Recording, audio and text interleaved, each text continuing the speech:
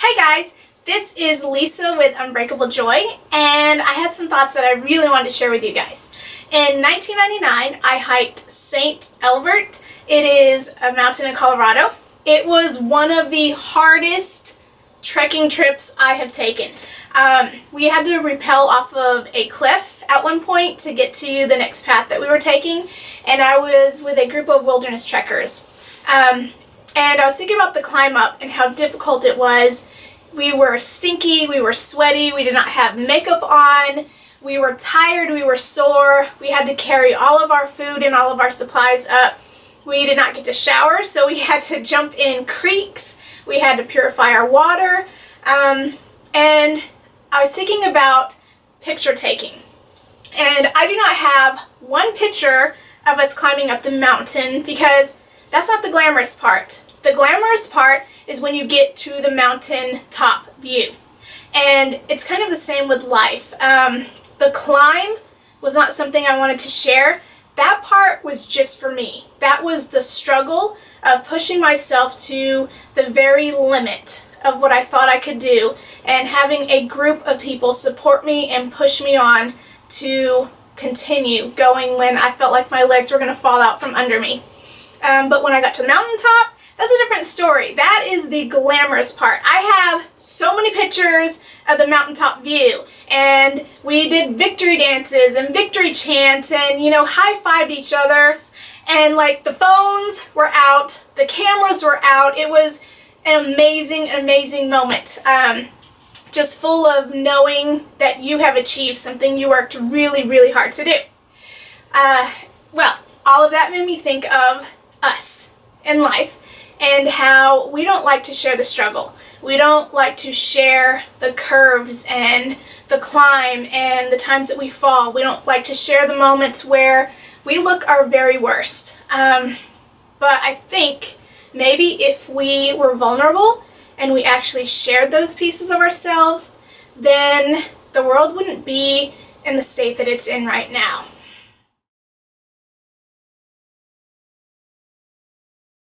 So, I wanted to share some things about my life that not many people know.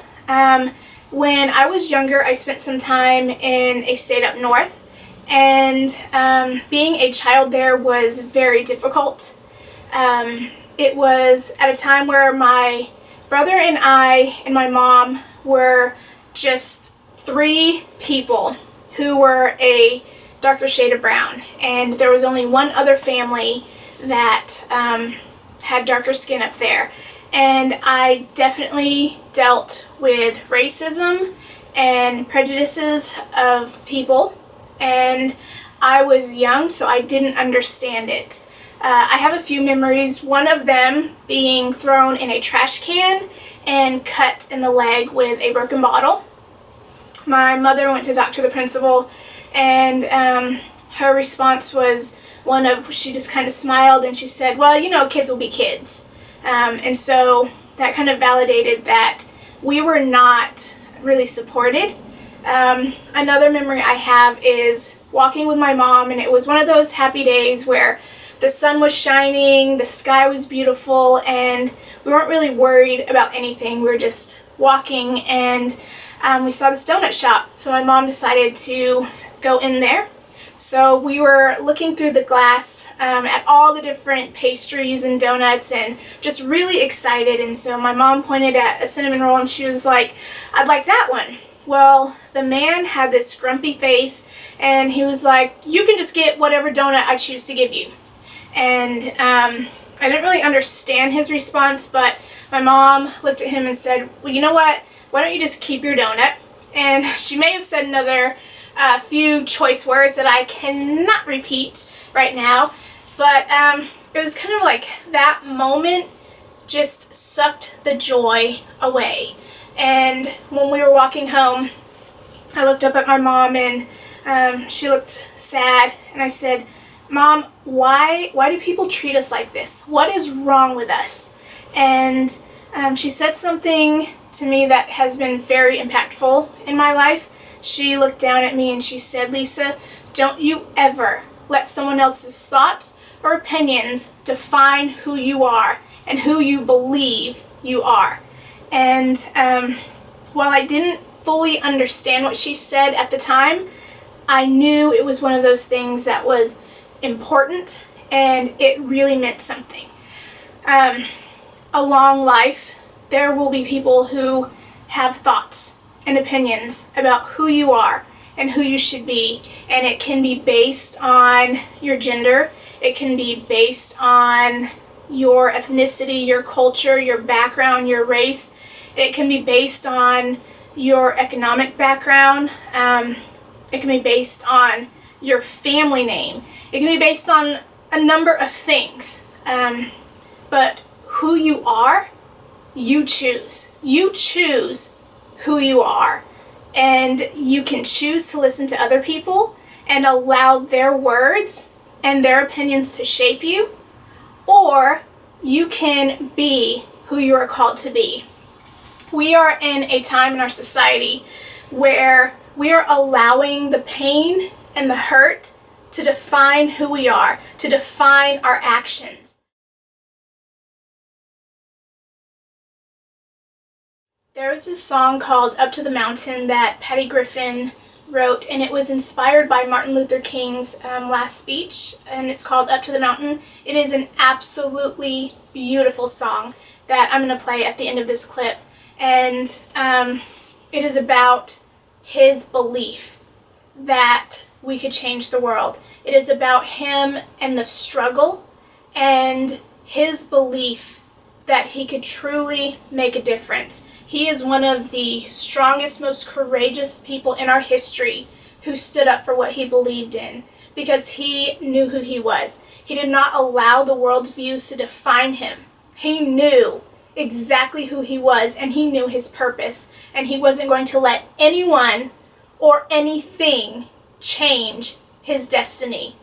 And I know that each of us, if we had that kind of passion, that if we had that kind of belief in ourselves, then we can take a stand and we can truly change what's happening in our society and make this world a better place, not just for us, but all of our children growing up in it. They don't need hate speeches. They don't need hate actions. They need to know how to stand strong, how to stand firm, and how to be a healer of the world, not someone who promotes hate and destruction.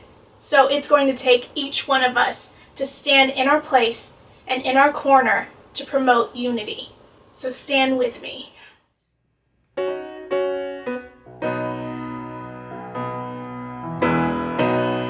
I went up to the mountain because you asked me to. Up over the clouds to where the sky was blue. I could see all around me, everywhere. I could see all around me, everywhere. Sometimes I feel like I never been nothing but tired,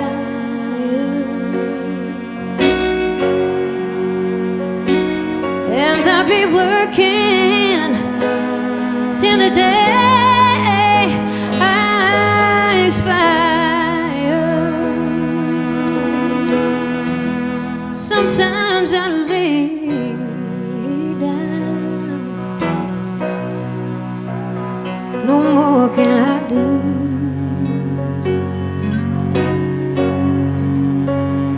Then I go on again, because you asked me to. Some days I look down, afraid I will fall, and though the sun shines,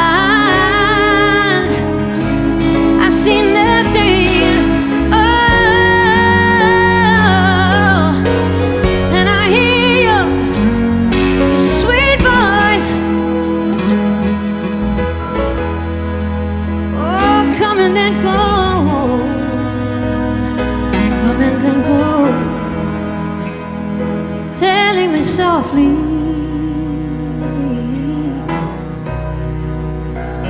you love me so.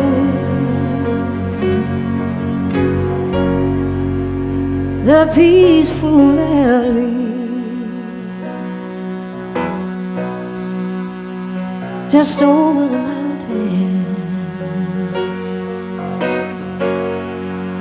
The peaceful valley, few come to know. I may never get there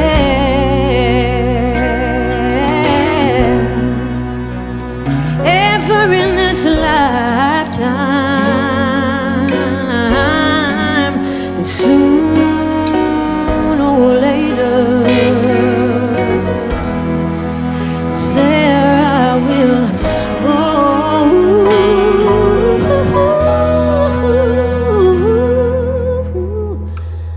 Or sooner or later there I will go.